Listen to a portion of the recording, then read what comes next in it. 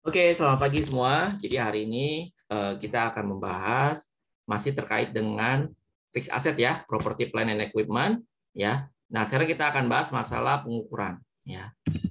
Pengukuran fixed asset. Jadi pengukuran fixed asset itu ada dua ya. Yang pertama itu adalah dengan cost model. Yang kedua ada yang namanya revaluation model. Ya.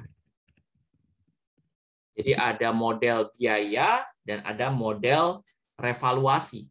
Ya, jadi ada cost model dan ada revaluation model. Ya, jadi kalau misalkan ya kita menggunakan data yang sebelumnya, ya kita menggunakan data yang sebelumnya. Misalnya kalau cost model itu nggak ada masalah ya. Jadi kalau cost model itu aset ya di depres saja. Jadi kalau misalkan dengan cost model. Dan ini merupakan pilihan ya. Pengukuran aset itu dengan cost model atau dengan rival model itu adalah pilihan. Ya. Apakah perusahaan menggunakan cost model atau rival model? Ya. Jika menggunakan cost model, ya, perusahaan harus ya melakukan tes. Ya. Ya. Apakah terjadi impairment atau tidak gitu ya? Tidak ya, dengan mempertimbangkan atau melihat indikasi ya. Apakah ada terjadi indikasi impairment ya. Oke, jadi kalau dengan cost model ya, perusahaan harus melakukan tes apakah terjadi impairment ya atau tidak dengan melihat indikasi, misalkan ya nilainya turun atau aus atau obsolete gitu ya, ada terjadi bencana dan sebagainya. Nah, itu ya dengan menggunakan cost model ya. Jadi kalau misalkan dengan cost model ya seperti ini misalkan ya. Nah, gitu ya. Dengan menggunakan cost model misalkan seperti ini ya. Oke, jadi aset ya udah di depre aja as it is gitu ya. Kalau misalkan ada impairment ya sesuai dengan pernyataan dari impairment. Ya. Oke. Misalkan di sini ya 1 Agustus 2020 company A bought building misalkan gitu ya. Di sini saya ganti menjadi building. 10.000. Additional cost ya 10.000 misalkan. Additional cost-nya ya sebesar 10.000. Ini bukan shipping ya, kalau bangunan nggak ada shipping ya. Bilang aja additional cost-nya 10.000.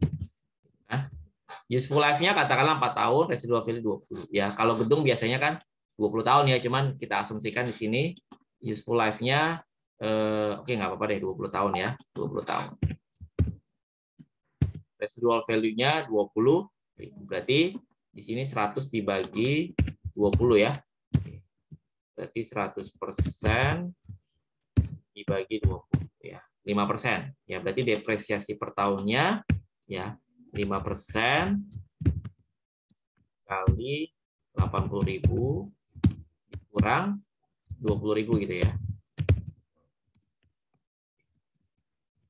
5% dikali 80.000 kurang 20.000 gitu ya. Berarti depresiasi per tahunnya adalah 3.000 ya. Ini 1 Agustus 2020, 31 Desember 2020, 31 Desember 2021 dan seterusnya ya. Oke. Ya. Di sini 80 ya. 80.000 ya. Sorry. 90 berarti ya. 90 ya. Depresiasi per tahunnya berapa di sini? Berarti di sini Agustus, September, Oktober, November, Desember 5 per 12 ya. 5 per 12 kali 3.000. 1, 2, 50, 90.000 kurang accumulated depre.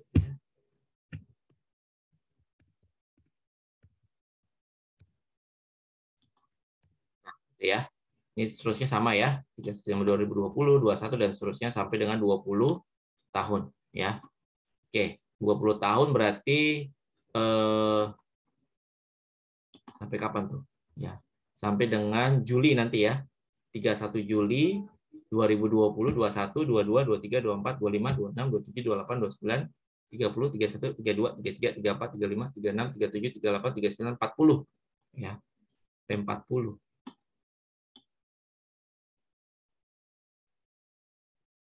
Oke, berarti sampai 31 Juli 2040 ya. Oke. Berarti di sini ya, kenapa Cecil? Maaf Pak, mau tanya, yang depreciation per year-nya itu bukan 90 ya Pak? 90 kurang 20. Kenapa? Yang depreciation per year itu bukannya 90 kurang 20 ya Pak? Iya, 90 kurang 20 betul. Salah ya. Oh ya, maaf. 90 per 3.500 ya. Oke, 3.500 dan seterusnya. Ya, terima kasih atas koreksiannya. Oke, di sini berarti Juli berarti 7 ya. 7 per 12 kali 3.500 gitu ya. Oke. Ini berarti sama ya. 1452 tambah 145. Ini sama 500 tambah 4958. Ya begitulah, samalah gitu ya. Kita nggak usah buang waktu dengan di sini karena udah sama. Oke. Ini 90.000 kurang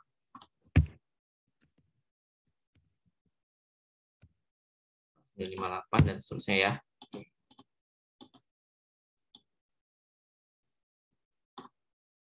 Oke, pas ya. Di akhir 20.000. Oke, ini misalkan data seperti ini. Ya, nah kalau misalkan dengan cost method ya berarti seperti ini aja. Ya, kalau menggunakan cost method. Oke. Tapi nanti harus dites apakah terjadi adakah indikasi dari impairment. Nah, sekarang kalau reval model ya. Misalkan revaluation kalau menggunakan reval model ya. Menggunakan revaluation model. Ya. Oke, ini saya copy ya. Oke. Kalau dia menggunakan reval model, oke. Ini berarti copy aja ya.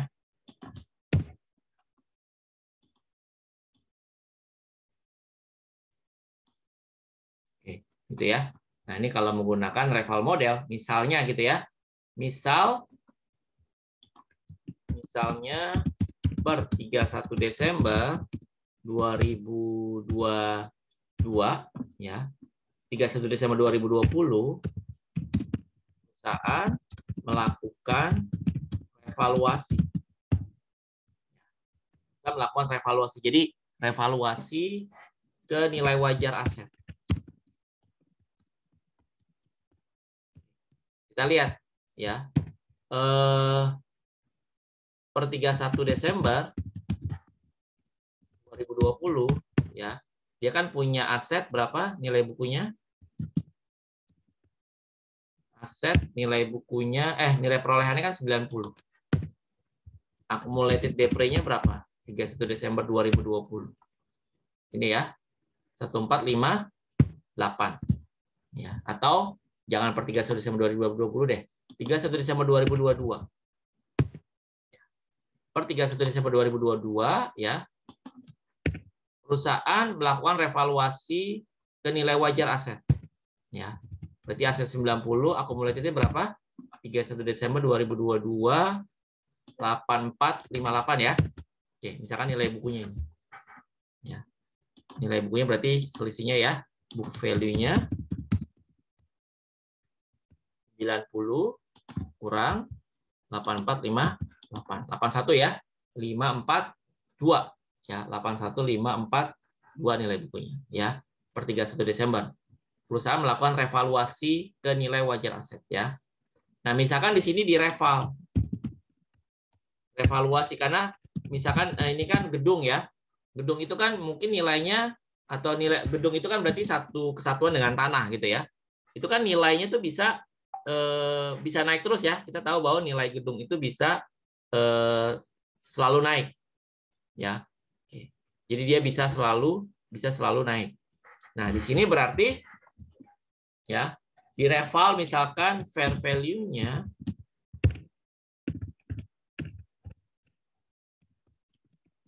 fair value dari gedung ini misalnya sekarang adalah 90 atau 92.000. Ya. Jadi dia ada kenaikan. Nah, naik 92 sebesar 10.458. Ada kenaikan ya. Ada kenaikan. Maka jurnal kenaikannya kita sini jurnalnya berarti ya, berarti aset atau aset ya berarti ya, aset atau gedung building 10.458 pada other comprehensive income pada OCI. Nah, di sini dia tidak akui langsung ke gain. Ya. Tapi ke other comprehensive income. Ya. Ke other comprehensive income. Ya. Ya, kita tahu bahwa nanti kan penyajiannya ya. Jadi penyajian dalam laporan keuangan 1 Desember 2022 ya. Berarti kan nanti dalam laporan laba ruginya, laporan laba rugi dan OCI ya. Sini kan dia punya sales ya. Misalkan salesnya berapa ya. Dikurangi dengan expense ya. Termasuk COGS misalkan di sini ya, XX. Dapatlah net profit gitu ya misalkan. Net profitnya sekian. Misalkan seperti ini. Nah, nanti setelah net profit di bawahnya ada OCI. Jadi OCI itu letaknya di bawah net profit. Ya. Di sini ada gain on reval ya. Jadi dia nggak masuk ke net profit ya. Oke, misalkan dia punya sales katakanlah ya 100.000 atau revenue gitu ya. Sales revenue-nya 100.000. Expense-nya 30.000 ya, sehingga net profit dia 100 kurang 30. Nah, OCI di sini masuk setelah net profit. Jadi dia nggak masuk ke dalam laba rugi yang biasa ya. Gain on reval-nya berapa? Di sini 10.458. Dia masuknya ke OCI, under comprehensive income. Ya, sehingga di sini dia akan dapat total comprehensive income.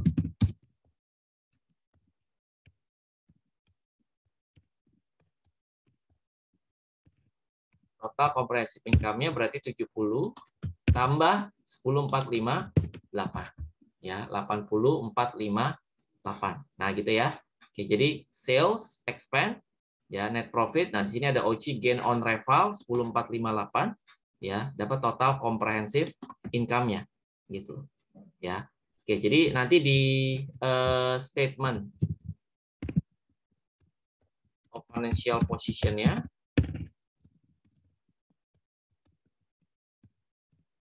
berarti aset building ya. Building sekarang berapa? Berarti buildingnya 90.000 tambah berapa tadi? 10.458 ya. Lalu dikurangi accumulated depre ya. Accumulated depre-nya kan sampai 31 Desember 2022 itu sebesar ya 8458 ya. Oke, berarti book value-nya sekarang tadi reval seperti ini. Ya, 92. Ini sisi asetnya ya, berarti ya. Ini sisi aset. Sisi liabilities-nya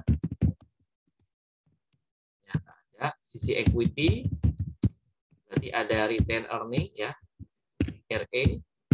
Lalu ada OCI ya. Retain earning-nya berapa? Retain earning-nya berarti kan dari laba biasa ya, dari net profit 70 gitu ya. OCI-nya berapa di sini? OCI-nya 10.458. Nah, gitu cara penyajiannya. Ya. Jadi laba itu kan lari ke laba ditahan ya, ke retain earning ya. OCI dia menjadi bagian tersendiri 10.458. Nah, itu kalau terjadi keuntungan. Ya. Nah, sekarang bagaimana ya? Ini kan misalnya what if gitu ya. What if bagaimana jika sama di sini ya.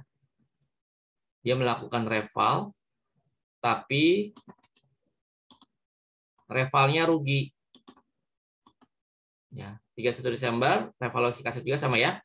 Nilai asetnya 90, accumulated 8458. Nah, sekarang di revalnya itu misalkan ya. Misalkan nilai wajarnya bukan 92. Kita ganti nilai wajarnya misalkan 75. Maka ada penurunan. Turun ya. Maka jurnalnya balikannya aja. Berarti di sini tapi bukan OCI ya. Di sini berarti building credit. Di sini ada gain on, loss on reval. Loss on revaluation ya. Loss on reval itu berapa nilainya? 654. Ya. Ada loss on revaluation 6542. Berarti nanti penyajiannya gimana? Laporan laba ruginya kan berarti sama. Nah, di sini expenses-nya itu termasuk nanti di sini kita masukkan ya. Kalau tadi kan OCI, di sini kita masukkan ada loss on reval. Ya, loss on reval 36542. Berarti sekarang net profit-nya berapa? Net profit-nya kan berarti cuma 100 kurang 30 kurang 6542. Nah, perhatikan perbedaannya. Ya, kalau yang di atas masuk ke OCI ya. Kalau OCI taruhnya di bawah net profit, tapi kalau loss ya, loss-nya di sini dia masuk ke dalam bagian laba rugi. Berarti di sini tidak ada OCI ya. OCI-nya berarti 0 ya. Tidak ada OCI. Maka OCI-nya kita anggap 0 ya, tidak ada. Sehingga total comprehensive income-nya ya. OCI-nya 0 kita anggap. Total comprehensive income berarti sama 63458. Ini OCI-nya 0. Ya berarti nanti penyajiannya gimana? Buildingnya sekarang berapa berarti? Awalnya kan 90, ya berarti 90.000 kurang tadi ya ada loss ya 6542. Accumulated rate-nya sama ya 31 Desember 8458 ya, hingga 83 kurang ya sesuai dengan nilai wajar ya. Oke. Liability equity-nya berarti di sini RE ya 63458 63458 ya OCI-nya 0 ya nggak ada OCI. Nah itu kalau terjadi rugi ya. Jadi kalau dia gain masuk ke OCI, kalau dia rugi ya masuk langsung ke loss ya. Gitu. Nah seperti itu. Ada komen dulu sampai sini terkait dengan revaluasi. Ya, Francisca. Bapak, saya mau nanya terkait nominal fair value itu kan kalau yang di sini kan udah dikasih Pak. Kalau misalnya nanti kita perlu mencari gitu kayak ada rumus untuk cari fair value atau emang udah tersedia? Enggak, nanti udah dikasih aja langsung. Itu kan kalau fair value itu kan dari penilai kan nilainya ya. Udah given. Ya. Terima kasih Pak. Oke, sama-sama. Ada lagi?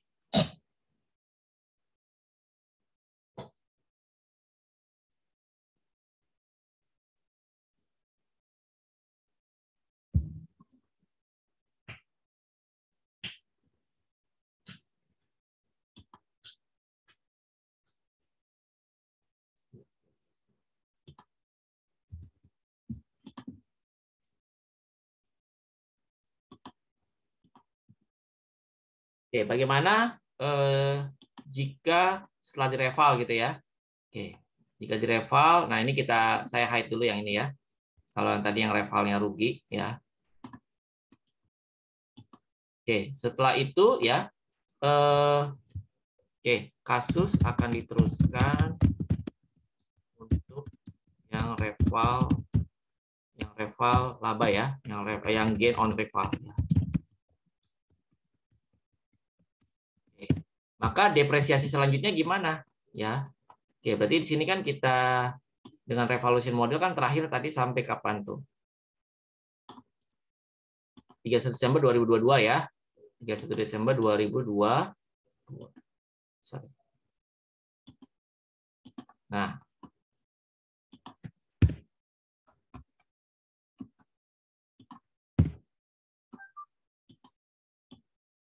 kan rencananya seperti ini tadi kan? Oke, gitu ya. Oke, kasus akan dilanjutkan untuk gain on reval. Jadi tadi di sini saya berhenti aja sampai sini ya. Oke, saya berhenti sampai sini. Oke, untuk depresiasi selanjutnya gimana? Untuk depresiasi selanjutnya berarti di sini ya. Berarti di sini tadi nilainya berapa book value awalnya berarti? Sesuai dengan book value awal tadi berapa? Nilainya? Yang reval untung 92 tadi ya. 92.000. Ya, di sini jadi 92.000. Ya. Oh, sorry. 31 Desember 2022. Kita bikin lagi sini. Nah, di sini kan tadi dia naik. Jadi 92.000 ya. Sesuai dengan hasil ini. Nah, berarti di sini ya, depresiasinya berapa? Jadi depresiasi per tahunnya jadi berapa sekarang? Berarti kan umurnya tinggal berapa nih? Umurnya kan tinggal ya 2023. Berarti kan sisa umurnya tinggal 1, 2, 3 ya. Umurnya tinggal 17 tahun. Berapa bulan nih? 17 tahun 7 bulan ya. Sisa umurnya ya. Berarti sisa umur 17 tahun berapa bulan? 17 tahun 7 bulan gitu ya. Oke. 17 tahun 7 bulan. 17 tahun 7 bulan itu berapa? Total bulannya dari berapa? Total bulannya berarti 17 kali 12 tambah 7 gitu ya. Oke. Ya, 17 tahun. Berarti berapa bulan totalnya itu kalau dihitung bulanan? 17 kali 12 tambah 7 ya. Total bulannya 211 bulan. Berarti penyusutan per bulan ya. Depreciation per bulannya. Berarti berapa? 92.000. Kurang tadi berapa? Nilai sisanya berapa? 20.000 ya. 92 kurang 20.000 bagi 211 bulan. Ya. 92 kurang 20.000 bagi 211. 341 ya. Oke. Berarti depresiasi selanjutnya di sini 341. Gitu ya. 341 sama seterusnya sampai sini. Nah, kalau di sini berarti 34, berarti 7 bulan ya, 7 per 12 7 bulan kali 34. Sorry. Ini per bulannya 341 ya. Berarti di sini 12 ya, maaf ya. 12 kali 341 ya kan? Oke, 4095. Oke, ini 7 kali. Nah, di sini sama ya. Berarti di sini berapa? 92.000 kurang 12. 92.000 kurang 16. Gitu ya seterusnya ya. Banyakkan nol. Oke, sama ya. Sampai at the end sampai sini. Salah. Bentar. Berarti nanti di akhir 92 kurang 20 bagi 211 bulan ya. 341. Ini kan per bulannya ya. Berarti 341 kali 12 ya kan? 4095. Oh, maaf di sini berarti kita ulang lagi dari awal ya. Seolah kita kayak ulang lagi dari awal ya. 4095 dan seterusnya. Nah, sama ya di at the end dia menjadi 20.000 ya. Gitu. Nah, berarti depre-nya mengikuti nilai yang sesuai yang ada ya. Oke. 31 Desember 2023 berarti apa? Depre expand pada accumulated depre. Gitu ya. Berapa? Nilainya ini yang baru 4095 dan seterusnya. Nah, lalu OC-nya diapain? Ya, OC juga sama. OC akan di amortize. Ya, jadi ada dua pilihan OC, ada dua pilihan terkait OC. Yang pertama, di amortize. Sesuai masa manfaat, sesuai sisa masa manfaat Yang kedua, di amortize langsung saat aset di dispose. Ya, atau aset dilepas, mau dijual, mau ditukar tambah atau apa gitu ya. Jadi di amortize berarti misalkan ya, jika di amortize ya, jika di amortize sesuai sisa masa manfaat, maka dia berapa OC-nya tadi berapa? OC-nya kan 10458, berarti 10458 dibagi 211 bulan. Ya. Oke. 10458 dibagi 211 bulan. Ya. Oke. Ini 50 per bulan. Berarti 31 Desember ya 2023, berarti dia OC-nya dibalik ya pada laba ditahan. Ya, berarti 12 dikali 5 gitu ya, 595. Nah, gitu. Jadi OC-nya itu direklasifikasi namanya. Ya. Direklas, diamortize sesuai dengan sisa masa manfaatnya. Ya. Gitu. Atau sebenarnya kalau di PSAK dibilang diamortisasi selisih antara nilai depresiasi setelah reval dengan depresiasi as iris gitu ya. Tapi sebenarnya itu sama aja dengan sisa masa manfaat kalau dihitung-hitung ya. Oke, berarti jika diamortisasi sesuai sisa masa manfaat kan dia berarti ini 211 bulan ya. Berarti per bulannya 50 per bulan. Ya. Oke. Tapi kalau misalkan dia langsung di aset di dispose ya berarti nanti pada didiemin aja berarti. Ya, berarti pada saat nanti dijual aja total OC-nya baru direklas ke return earning. Gitu. Ya. Jadi dia per tahunnya diamortize ke return earning. Nah, seperti itu. Ada komen, pertanyaan? Terkait dengan reval?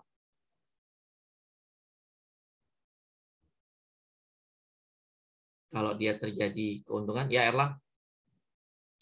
Pak, ada kemungkinan nggak Pak? Dia revalnya tuh 2 kali gitu. Jadi di periode itu, di 20 tahun itu dia ada reval lagi di tahun 2026 misalkan. Boleh, boleh. Reval itu malah dianjurkan setiap periode rutin gitu ya. Tapi tidak harus setiap tahun. Gitu. Jadi reval itu dianjurkan terjadi rutin tapi tidak harus setiap tahun. Gitu. Ya. Oke, Jadi gitu. kalau Berarti ada nanti kita kondisi yang ibaratnya yang signifikan misalkan ya oh ternyata ini ada kenaikan besar-besaran gitu ya gitu atau penurunan misalkan itu dia harus melakukan reval lagi ya minimal 3 sampai 5 tahun ke depan dia bisa melakukan reval kembali jadi tidak harus setiap tahun gitu. Nanti tinggal disesuaikan aja kalau misalkan rugi berarti harus masuk ke loss ya. Oke ya misalkan gini misalkan kan dia ngereval berapa nih di sini sebelumnya 10458 ya keuntungannya ya. Oke. Misalkan dia tahun depannya dia ngereval lagi, ternyata turun. Turunnya itu misalkan 20.000, misalkan gitu ya. Oke. Berarti nilai turunnya lebih besar daripada nilai naik yang ini ya kan, betul nggak? Ya. Misalkan tahun depannya misalkan daerah buildingnya menjadi daerah banjir. Ya, sehingga nilainya turun besar-besaran. Misalkan turunnya lebih tinggi daripada nilai kenaikan sebelumnya. Nah, maka nanti nilai OC-nya dihabisin dulu ya. Nah, selisihnya antara 20.000 dengan 10458 itu dimasukkan ke loss. Tadi kan kalau dia loss langsung masuk loss ya, bukan masuk OC ya. OC itu hanya untuk yang laba gitu. Ya, jadi kalau dia misalkan tahun depannya dia loss-nya lebih besar daripada gain yang udah diakui sebelumnya, maka nanti OC-nya dihabisin dulu. Ya, jadi OC-nya di debit, selisihnya itu masuk ke loss. Ya, loss-nya itu ya sebesar selisih antara nilai loss sekarang dikurangi dengan OC yang udah pernah kita punya gitu.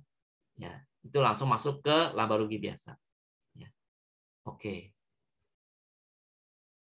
Oke, Pak, makasih. Ada lagi? Kalau dia misalkan tahun depan untung lagi ya tinggal sesuaikan aja ya. Berarti ada kenaikan lagi, ada kenaikan terus ya. Gitu. Ya, yang paling spesial paling itu tadi udah naik, tahun depannya ternyata turun. Nah, kalau turunnya itu lebih besar daripada kenaikan yang udah pernah diakui, maka ya selisihnya itu masukkan ke loss. Ya, sementara OC-nya dihabisin dulu. Ibaratnya OC-nya itu sebagai cadangan untuk menutupi loss yang sekarang, ngerti nggak? Gitu ya. Kalau nggak bisa ketutupi, dia langsung masuk ke laba rugi biasa ke loss.